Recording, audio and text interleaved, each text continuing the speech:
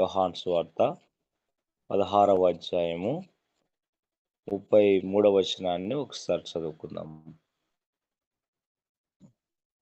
నా యందు మీకు సమాధానము కలుగునట్లు ఈ మాటలు మీతో చెప్పుచున్నాను. శ్రమ కలుగును, అయినను ధైర్యము తెచ్చుకొనుడి. నేను లోకమును జయించి ఉన్నాను. నేను దేవుడి కొద్ది వాక్య భాగము మన వినికిల్లో ఫలింపజేయునుగాక. క్రీస్తునందు ప్రియమైనటువంటి వారలారా, ఈ ఉదయకాలం వేళ మరి నాకు ఇచ్చిన అవకాశాన్ని బట్టి దేవునికి సమస్త మహిమ ఘనత ప్రభావాలు చెల్లునుగాక. ఎంబేడెక్కటి వరకు నా కృతజ్ఞతలు తెలియజేస్తూ ఉన్నాను. ఈ చదవబడినటువంటి లేఖన భాగము యేసుక్రీస్తు వారు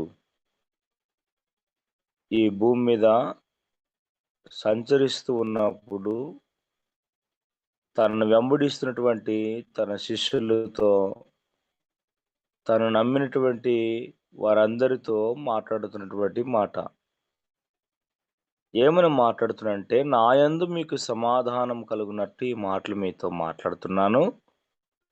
లోకంలో మీకు శ్రమ కలుగుతుంది, అయినా మీరు ధైర్యం తెచ్చుకునండి అని చెబుతూ ఆయన మాట్లాడుతున్న మాట ఏంటంటే, నేను లోకమును జయించి ఉన్నాను అని అన్నాడు.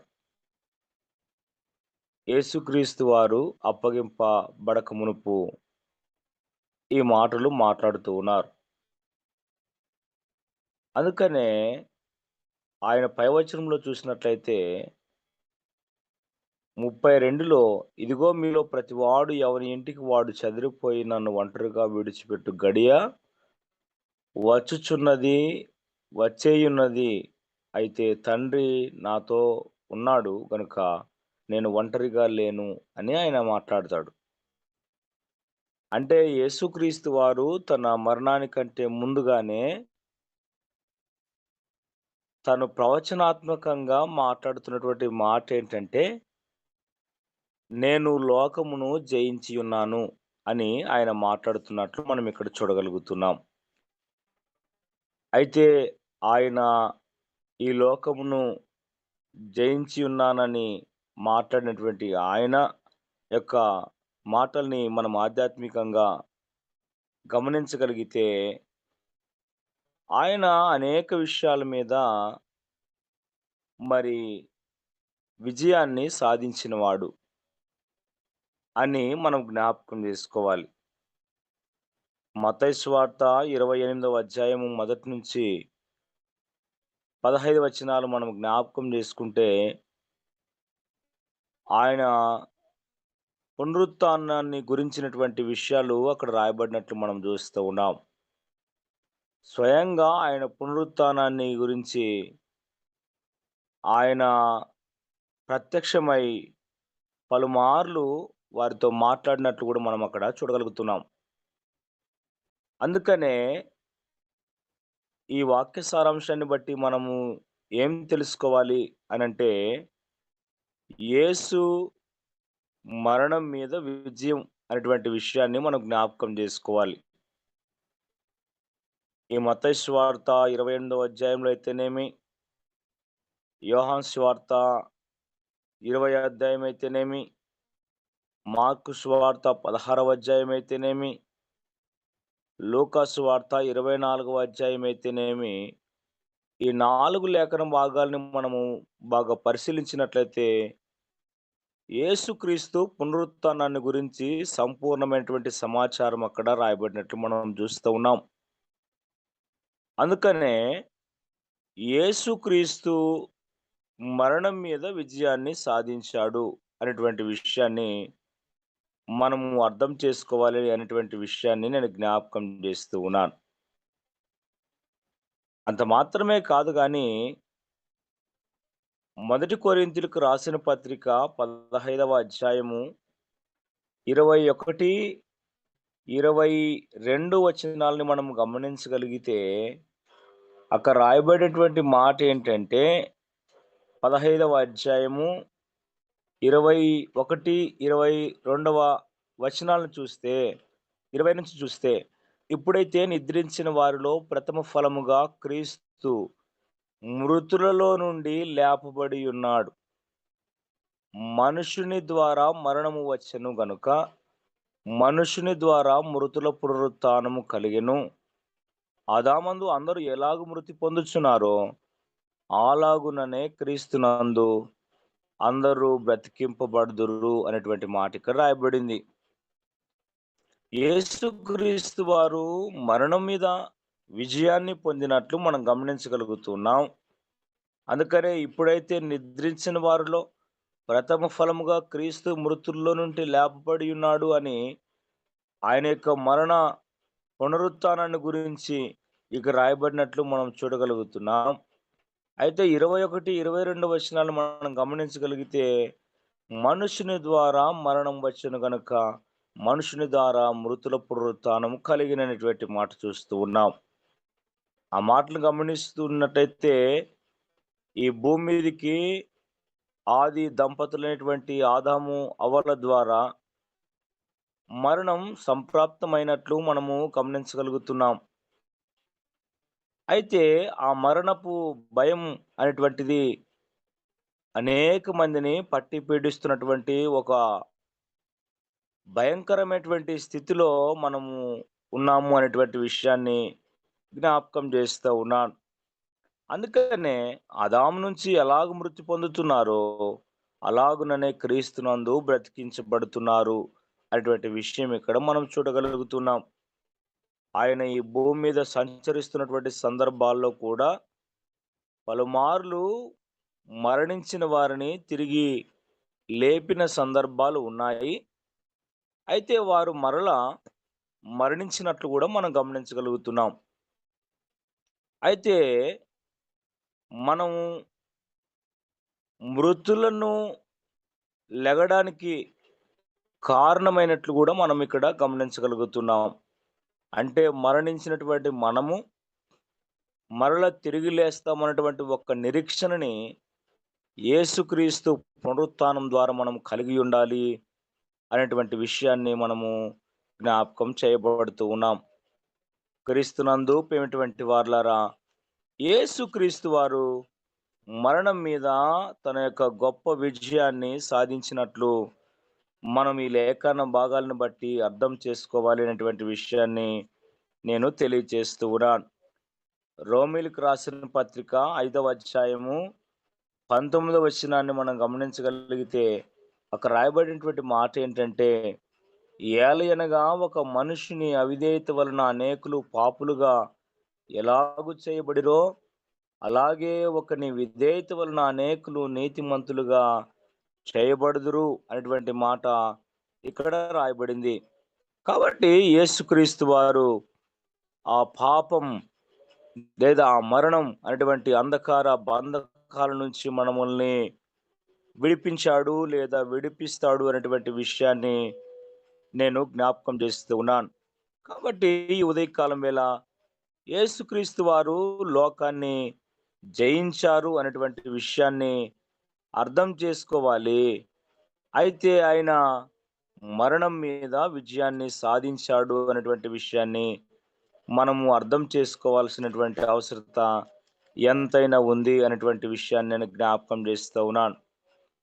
కాబట్టి ఆయన మరణాన్ని గురించినటువంటి ప్రవచనాత్మకమైనటువంటి గ్రంథాన్ని మనము హోషేయ గ్రంథాన్ని మనం గమనించగలిగితే 13వ అధ్యాయము 14వ వచనంలో ఒక మాట రాయబడింది. ఏంటి ఆ మాట అంటే, ఓ ఓ మరణమా నీ ముల్లెక్కడా, ఓ మరణమా నీ విజయం ఎక్కడా అనేటువంటి మాటని మనము అక్కడ గమనించగలుగుతాం. కారణం ఏంటి అంటే, యేసుక్రీస్తు వారు తన మరణాన్ని ఉద్దేశించినటువంటి విషయాలు ఇక్కడ రాయబడినట్లు మనం చూస్తూ ఉన్నాం. అయినను పాతాళ వశంలో నుండి నేను వారిని విమోచింతును, మృత్యువు నుండి వారిని రక్షింతును. ఓ మరణమా నీ విజయం ఎక్కడా, ఓ మరణమా నీ ముల్లెక్కడా, పశ్చాత్తాపము నాకు పుట్టదు అనేటువంటి విషయం ఇక్కడ రాయబడినట్లు మనం చూస్తూ ఉన్నాం. అంటే యేసుక్రీస్తు వారు మరణం విషయంలో రాజీ పడటం లేదు. ఆయన మరణాన్ని జయించటానికి మరణాన్ని ప్రశ్నించినట్లు మనం ఇక్కడ చూడగలుగుతూ ఉన్నాం. ఓ మరణమా! నీ విజయము ఎక్కడా? మరణమా! నీ ముల్లెక్కడా? నాకి నీ విషయంలో ఎలాంటి పశ్చాత్తాపము, మనస్తాపం లేదు అనేటువంటి విషయం ఇక్కడ రాయబడినట్లు మనం చూస్తూ ఉన్నాం. నిజమే, యేసుక్రీస్తు వారు ఈ భూమి మీద సర్వమానవాళికి ఓ భయం ఉండేది. ఆ భయం మరణ భయం. కాబట్టి ఒక ఉదాహరణ గమనించినట్లయితే, ఓ పిల్లవాడు ఓ వ్యక్తి దగ్గరికెళ్ళి, "ఈ భూమి మీద బలమైనటువంటిది, గొప్పది ఏమై ఉంటది?" అని అడిగినాడట. అడిగితే ఆ పిల్లవానికి వచ్చినటువంటి సమాధానం చెప్పినటువంటి సమాధానం ఏంటంటే, "ఈ భూమి మీద ఐరన్ ఇనుము చాలా బలమైంది. దాన్ని ఎవరు బెండ్ చేయలేరు" అని అన్నాడట. అయితే ఆ పిల్లవాడు ఇనుము దగ్గరికెళ్ళి, "ఇనుముని మీరు చానా గొప్పవారు.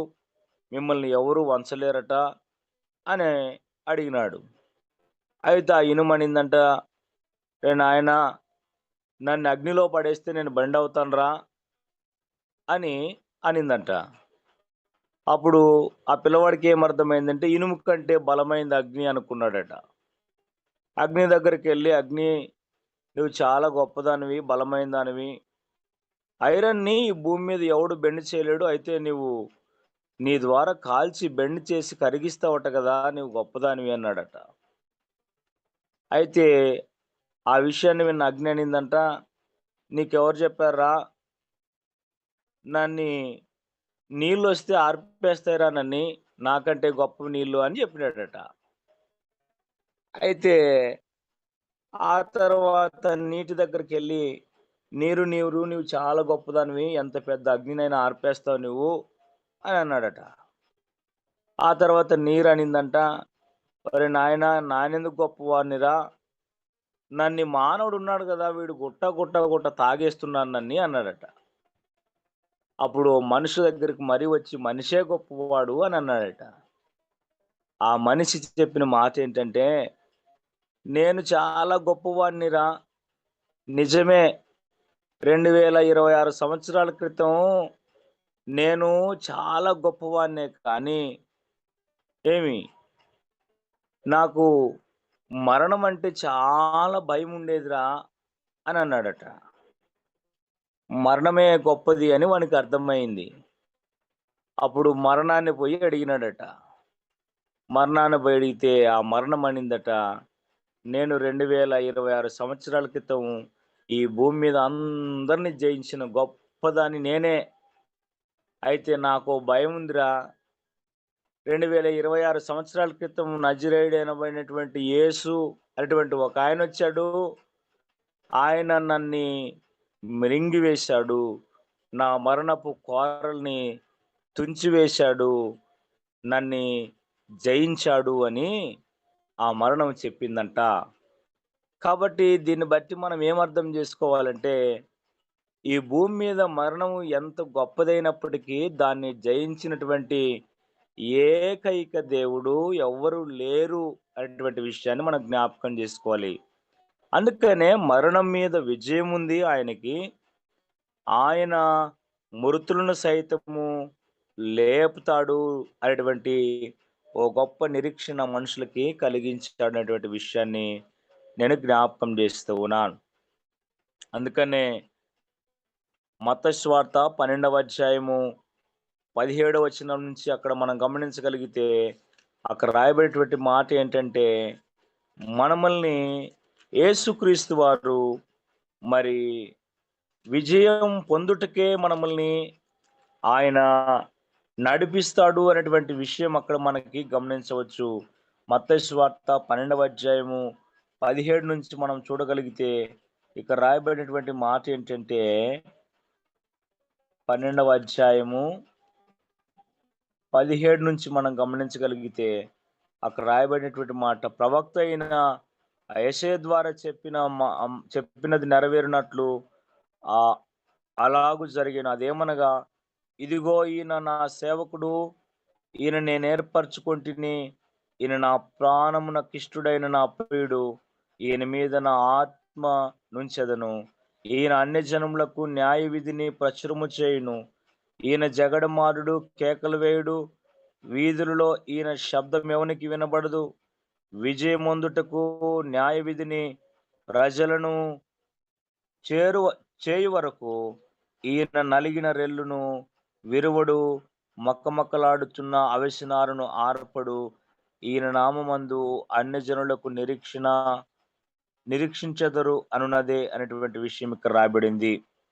యేసుక్రీస్తు యొక్క ప్రవచనం ఏమిటి అంటే, ఇక్కడ రాయబడినటువంటి మాటల్లో దేవునికి ఇష్టమైనటువంటి వాడుగా, దేవునికి ప్రేమైనటువంటి వాడుగా, దేవుడు ఏర్పరచుకున్నటువంటి వాడిగా క్రీస్తుని ఉద్దేశించి మాట్లాడిన మాటలు, ఆయన న్యాయాన్ని ప్రచురము చేస్తాడని, ఆయన జగడమాడని వాడని, కేకలు వేయని వాడనేటువంటి విషయము రాయబడింది. అయితే విజయమొందుటకు న్యాయ విధిని ప్రబలము చేయు వరకు ఆయన దేన్ని కూడా విరువడని, ఆర్పడనేటువంటి విషయం ఇక్కడ రాయబడినట్టు మనం చూస్తున్నాం. యేసుక్రీస్తు వారిని మరణించేంత వరకు ఎవరిని ఎదిరించలే, ఎవరిని దూషించలే. అన్నిటినీ సహించి, ప్రేమించి ఈ లోకంలో మానవాళి విజయం కొరకు లేదా మరణం యొక్క విజయం కొరకు ఆయన అన్ని విషయాల్లో తాను రిక్తుడిగా జీవించినట్లు మనం అర్థం చేసుకోవాల్సినటువంటి అవసరం ఉంది. కాబట్టి యేసుక్రీస్తు వారు మరణం మీద విజయాన్ని, తర్వాత మృతుల్ని సైతం లేపగలిగేటువంటి శక్తిని పొందినటువంటి వాడు అనేటువంటి విషయం రాయబడింది. అయితే రోమీలకు రాసిన పత్రికలో మనం గమనించినట్లయితే 8వ అధ్యాయంలో ఒక మాట రాయబడింది. ఆ మాటను ఒకసారి చదువుకుందాం. రోమీలకు రాసిన పత్రిక 8వ అధ్యాయము 31వ వచనంలో మనం చూస్తే అక్కడ ఒక మాట రాయబడింది ఏంటంటే, ఇట్లుండగా ఏమందుము, దేవుడు మన పక్షమునుండగా మనకు విరోధి ఎవడు? తన సొంత కుమారుని అనుగ్రహించుటకు వెనుదీయక మనందరి కొరకు ఆయనను అప్పగించిన వాడు ఆయనతో పాటు సమస్తమును మనకెందుకు అనుగ్రహింపడు అటువంటి మాట ఇక్కడ మనం చూడగలుగుతున్నాం. అంటే యేసుక్రీస్తు వారు ఈ భూమి మీద ఆ భూమి మీద ఆయన అత్యధికమైనటువంటి విజయాన్ని యేసుక్రీస్తు వారికి అనుగ్రహించినట్లు మనము చూడగలుగుతూ ఉన్నాం కదా. ఏమని మాట్లాడుతున్నాడు? ఆయనతో పాటు సమస్తమును మనకెందుకు అనుగ్రహించున్నటువంటి మాట ఇక్కడ రాయబడినట్లు చూడగలుగుతూ ఉన్నాం. కాబట్టి క్రీస్తునందు ప్రేమిటువంటి వారలారా, యేసుక్రీస్తు ద్వారా భూమి మీద మనకు అత్యధికమైనటువంటి విజయం మనకి దేవుడు అనుగ్రహిస్తాడనేటువంటి విషయాన్ని నేను జ్ఞాపకం చేస్తూ కూడా, అందుకనే 37వ వచనంలో చూసినట్లయితే, అయినను మనను ప్రేమించిన వాని ద్వారా మనము వీటన్నిటిలో అత్యధిక విజయము పొందుచున్నాము అనేటువంటి మాట ఇక్కడ రాయబడినట్టు మనం చూస్తూ ఉన్నాం.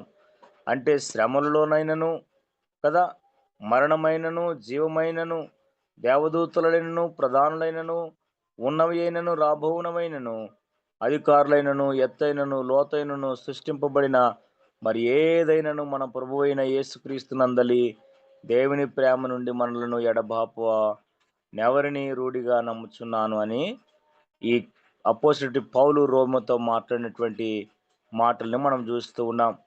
అంటే క్రీస్తు ద్వారా అత్యధికమైనటువంటి విజయాన్ని ఆయన్ని వెంబడిస్తున్నటువంటి వారికి ఆయన అనుగ్రహిస్తాడు అనేటువంటి విషయం ఇక్కడ రాయబడినట్లు మనం చూస్తూ ఉన్నాం. 1 కొరింథీయులకు రాసిన పత్రిక 15వ అధ్యాయము 54, 55 వచనాల్లో మనం గమనించినట్లయితే అక్కడ రాయబడినటువంటి మాట ఏంటంటే, 55, 54 వచనాల్లో మనం చూసినట్లయితే అక్కడ రాయబడినట, ఈ ఈ అక్షయమైనది ఈ క్షయమైనది అక్షయతను ధరించుకున్నప్పుడు, మర్త్యమైనది అమర్త్యతను ధరించుకున్నప్పుడు విజయమందు మరణము మృంగివేయబడెను అని వ్రాయబడిన వాక్యము నెరవేరినటువంటి మాట రాయబడింది. అంటే హోషేయ గ్రంథంలో మనం చూసాం 13, 14లో ఓ మరణమా నీ ముల్లెక్కడ? ఓ మరణమా నీ విజయం ఎక్కడ? అనేటువంటి విషయం మనం అక్కడ చదువుకున్నాం. అవన్నీ నెరవేరబడినట్లు యేసుక్రీస్తు పునరుత్థానం ద్వారా మనము గమనించాలి. అందుకనే అపోస్తలుడైన పౌలు కొరింథీ సంఘంతో మాట్లాడుతూ ఈ మాటలు మాట్లాడుతున్నాడు. విజయమందు మరణము మింగివేయబడెను. అందుకనే యేసుక్రీస్తు వారు మరణం మీద విజయాన్ని సాధించాడు అనేటువంటి విషయాన్ని నేను జ్ఞాపకం చేస్తూ ఉన్నాను. అందుకని 55వ వచనంలో చూస్తే, ఓ మరణమా నీ విజయం ఎక్కడ? ఓ మరణమా నీ ముల్లెక్కడ? మరణపు ముల్లు పాపము అనేటువంటి విషయం ఇక్కడ రాయబడినట్లు చూస్తున్నాం. అంటే ఆయన మరణం మీద విజయం, ఆయన పాపం మీద విజయాన్ని సాధించాడనేటువంటి విషయాన్ని అర్థం చేసుకోవాలి. ఆయన్ని వెంబడిస్తున్నటువంటి వారి జీవితాలని దేవుడు ఆశీర్వదకరంగా, విజయవంతంగా మనము ఉండాలన్నది ఆయన యొక్క ఉద్దేశమై ఉన్నది అనేటువంటి విషయాన్ని కూడా నేను జ్ఞాపకం చేస్తూ ఉన్నా. ఇదే 2వ కొరింథీయులకు రాసిన పత్రిక 2వ అధ్యాయం 14వ వచనంలో మనం గమనించినట్లయితే అక్కడ రాయబడినటువంటి మాట ఏంటంటే, మా ద్వారా ప్రతి స్థలమందు క్రీస్తును గూర్చిన జ్ఞానము యొక్క సువాసనను కనపరచుచు ఆయన యందు మమ్మును ఎల్లప్పుడూ విజయోత్సవముతో ఊరేగించుచున్న దేవునికి స్తోత్రము అని రాయబడినట్లు మనం చూస్తూ ఉన్నాం.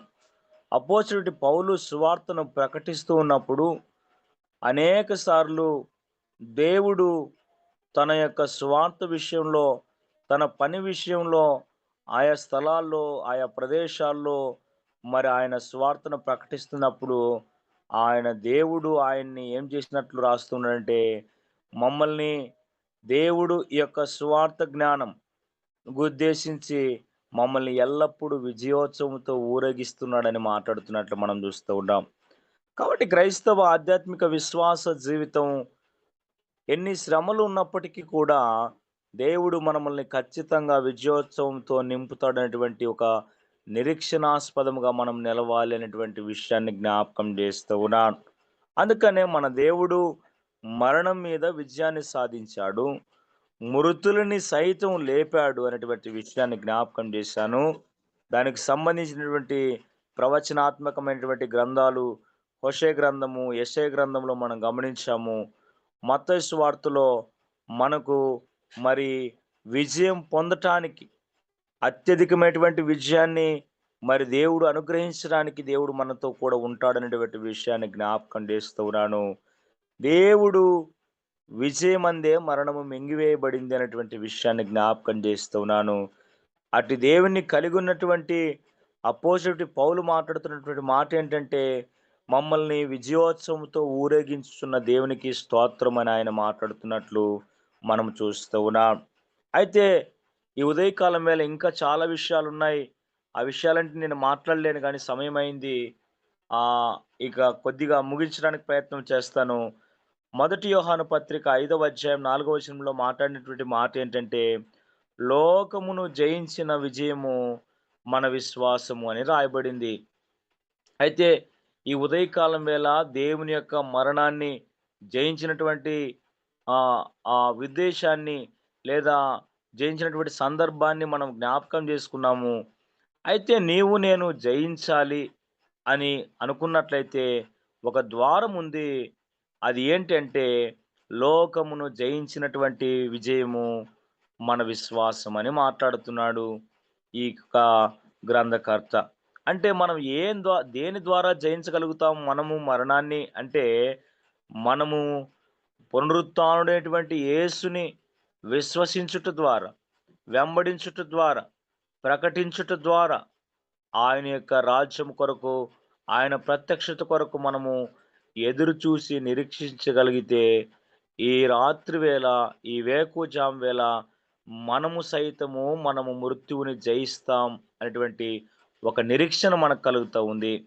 కాబట్టి క్రీస్తునందు ప్రియమైనటువంటి వారలారా, ఆయన ఈ భూమి మీద సంచరిస్తున్నప్పుడు నేను లోకమును జయించి ఉన్నాను అని అన్నాడు. అయితే ఆయన మరణం మీద విజయాన్ని పొందాడు, మృతుల్ని లేపాడనేటువంటి విషయాన్ని నేను జ్ఞాపకం చేస్తూ ఉన్నాను. ఇంకా ఆయన దేని మీద విజయాన్ని పొందాడో 2 నిమిషాల్లో చెప్పి ముగిస్తాను. ఆయన పాపం మీద విజయాన్ని సాధించాడటువంటి విషయాన్ని నేను జ్ఞాపకం చేస్తూ ఉన్నాను. అందుకనే ఆయన గురించి హెబ్రీయులకు రాసిన పత్రిక 4వ అధ్యాయం 15వ వచనం గాని, మొదటి పేతురు పత్రిక 2వ అధ్యాయం 22వ వచనం కానీ, యోహాను సువార్త 8వ అధ్యాయం 46వ వచనంలో గమనించినట్లయితే, ఆయనలో ఏ పాపము లేదు, ఆయనలో పరిశుద్ధత ఉన్నట్లు మనం గమనించగలుగుతూ ఉన్నాం. అంత మాత్రమే కాదు గాని, ఆయన పాపాలని క్షమించాడు అనేటువంటి విషయాన్ని నేను జ్ఞాపకం చేస్తూ ఉన్నా.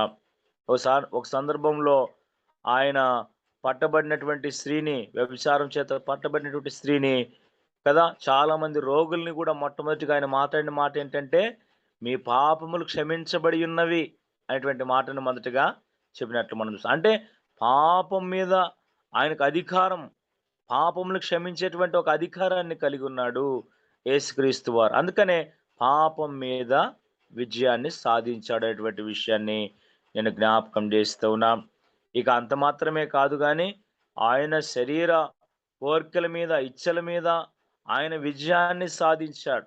ఈ మత్తయి సువార్త 4వ అధ్యాయం 2వ వచనంలో మనం గమనించిన, హెబ్రీయులకు రాసిన పత్రిక 2వ అధ్యాయం 14వ వచనాన్ని గమనించిన, హెబ్రీయులకు రాసిన పత్రిక 5వ అధ్యాయం 7వ వచనంలో మనం గమనించిన, ఆయన శరీరేచ్ఛలు గలవారిని మరి గద్దించినటువంటి సందర్భాన్ని మత్తయి సువార్త 23వ అధ్యాయము 13వ వచనంలో మనం చూడగలుగుతున్నాం. హెబ్రీయులకు రాసిన పత్రిక 2వ అధ్యాయం 18వ వచనం మనం గమనించగలిగితే, శోధించబడినటువంటి వారికి ఆయన సహాయం చేసినట్లు మనం చూస్తున్నాం. అందుకనే ఆయన మరణం మీద విజయాన్ని సాధించాడు. ఆయన పాపం మీద విజయాన్ని సాధించాడు. ఆయన శరీర ఇచ్చల మీద విజయాన్ని సాధించాడు. అట్ ద సేమ్ టైం ఆయన సాతాను మీద విజయాన్ని సాధించాడు. ఇది మత్తయి సువార్త 4వ అధ్యాయం 10వ వచనం గాని, మనం 4వ అధ్యాయము 24వ వచనాన్ని మనం గమనించగలిగిన, మొదటి యోహాను పత్రిక 3వ అధ్యాయం 8వ వచనం మనం గమనించగలిగిన, ఆయన సాతాను మీద విజయం, ఆయన సాతాన్ని ఎదిరించాడు. సాతానా పొమ్ము అని ఆయన మాట్లాడినట్టు మనం చూస్తూ ఉన్నాం. సాతాను అనుచరుల్ని వెళ్ళగొట్టినట్లు 4వ అధ్యాయం 24వ వచనంలో మనం చూస్తాం. మొదటి యోహాను పత్రిక 3వ అధ్యాయం 8వ వచనంలో మనం గమనిస్తే, అపవాది క్రియలను ఆయన లయపరచను అటువంటి మాటలు అక్కడ గమనించగలుగుతాం. కాబట్టి యేసుక్రీస్తు వారు లోకమును జయించి ఉన్నారు. ఆయన మరణం మీద విజయాన్ని పొందడం ద్వారా లోకాన్ని జయించారు. ఆయన పాపం మీద విజయాన్ని సాధించడం ద్వారా లోకాన్ని జయించారు. ఆయన శరీర కోరికలను, ఇచ్చలను జయించడం ద్వారా లోకాన్ని జయించాడు. ఆయన సాతాన్ని జయించడం ద్వారా లోకాన్ని జయించాడు. అయితే నీవు నేను జయించాలన్నది ఆయన యొక్క ఉద్దేశం.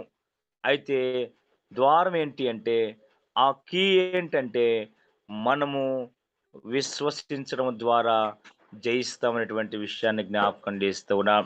లోకమును జయించిన విజయం మన విశ్వాసం అని రాయబడినట్లుగా, నీవు నేను సంపూర్ణమైన విశ్వాసత కలిగి భక్తి జీవితంలో మనము ఆయన వెంబడించగలిగితే, మనము వాటన్నిటి మీద విజయాన్ని సాధించగలం, సాధిస్తామన్నటువంటి ఒక నిరీక్షణ దేవుడు మనకి ఉంచి ఉన్నాడని ఈ లేఖన భాగాల ద్వారా మనం అర్థం చేసుకోవాలి. అట్టి కృప మనకును సకల పరిశుద్ధులకు సర్వమానవాళికి దేవుడు అనుగ్రహించినట్లు కృప చూపునుగాక. ఆమెన్. ఆమెన్.